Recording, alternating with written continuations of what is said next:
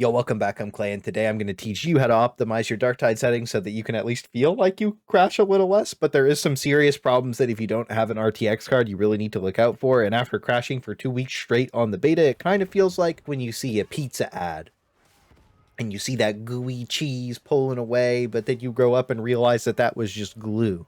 And when you really order Domino's, it makes your ass leak, just like Darktide if you sit there for 25 missions straight without getting up for your weekly quest. So we'll have to change a few things because Fatshark decided to give us a brand new kind of load screen instead of a complete game. But don't worry, at least the cash shop works, and before fixing all the crashing and adding all the features that were talked about, they managed to update the cash shop immediately because they got called out for having a predatory and toxic monetization system to prey on people with FOMO issues, which is quite a few people, by the way, which is why a lot of these kind of things are actually banned in a couple of countries, which of course obviously left a bad taste in everybody's mouth. What a surprise. So we'll talk about that a bit later. For now, we'll get to the main point and try and help you guys crash maybe a little less, I guess. And the disclaimer here is maybe less. You're still going to crash sometimes or a lot of the time. I don't know. Anyways, our biggest offender for everyone, no matter what your settings are, is ambient occlusion. Make sure you turn that off. It's a lot like Apex Legends on launch, where ambient occlusion just wasn't optimized at all and just nukes your frame. So just go ahead and disable it altogether until eventually they fix it. And it won't matter what kind of settings you're running. This is just going to give you a massive performance boost.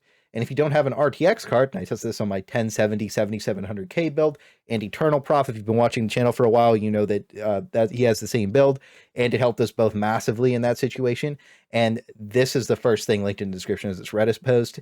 It's a massive oversight on Fatshark's part to have ray tracing on all the time, and was also not addressed in today's hotfix. So until it is, following these steps will make a massive difference if you don't have an RTX card. Like this one is actually huge, and I don't usually recommend people change like files unless it's to disable some sort of weird aim assist like in Gundam Evolution.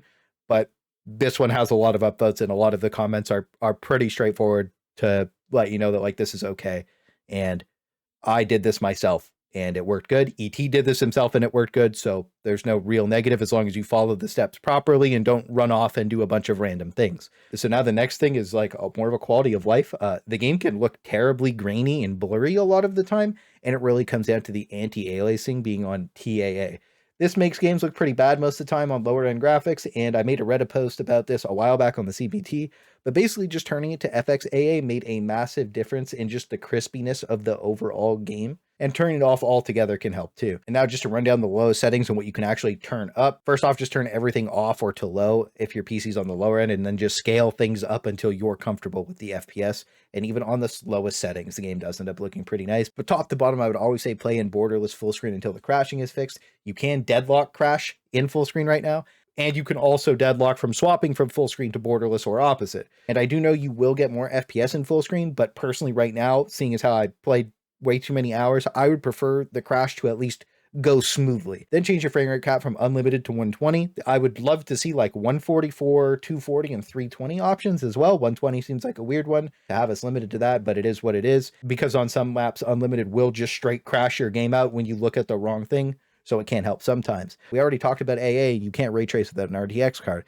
And of course, offer everything here and make sure ambient occlusion is always disabled no matter what. And as for the other stuff, if you play with motion blur on any game, your brain is basically a liquid. But down here are the only things I would turn up and down at the moment, because some of it can get pretty cool. So you hover over this stuff and it tells you what it will affect. But on the 1070 build, it seemed like the most fun variant to have them all was like right in the middle, and all the gore settings are on, because if you can handle them, they do look really cool. But now for the max settings on the 3080, 10700K, 64 gigs of RAM PC, which is my main build, it's basically just maxed out everything, obviously, except ambient occlusion, which we just make sure is off. So we'll just go for a quick scroll to my stable version, which I crash probably once every 5 or 6 games.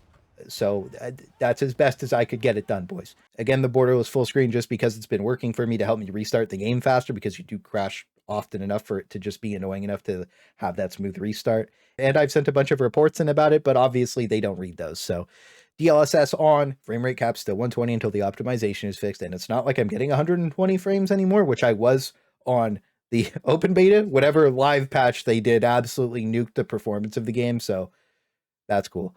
Ray tracing max, graphics quality high, ambient occlusion obviously off, and then same thing here, just there's an odd bug with skin subsurface scattering that was very unexpected, but very welcomed. As for motion blur, again, if you have this on, there's no hope for you, and lens flares would just be a personal choice. Now for the sliders, and if your GPU is nuts but your CPU sucks, just turn on every single graphic intensive thing that you possibly can so that it lessens the bottleneck on your CPU. That way your GPU is just trying extra hard to run the game. And you should be all set or at least help. And again, crashing is not fixed, and these are just things that I found helped a little bit and helped me actually play the game, because there was a stage yesterday where it was like 40 minutes straight of doing nothing but crashing and disconnecting.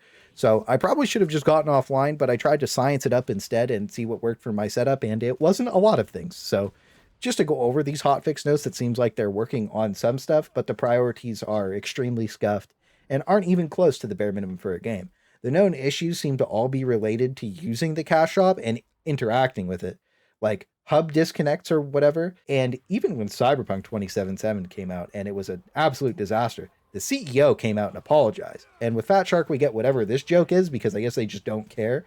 And obviously they got the early access tag because of this, because you're not fooling anybody anymore. And I know it's just a CM, so don't flame him too hard. He's just a community manager. He's just a communicator. It's like shooting the messenger. It's not a big deal, right? He just says he just does what he's told. But this attitude towards the player base from fatshark is completely unacceptable. And over the years, their forums have just gassed them up beyond belief. And with one bad decision after another, what they're saying and what we are getting are two completely different things.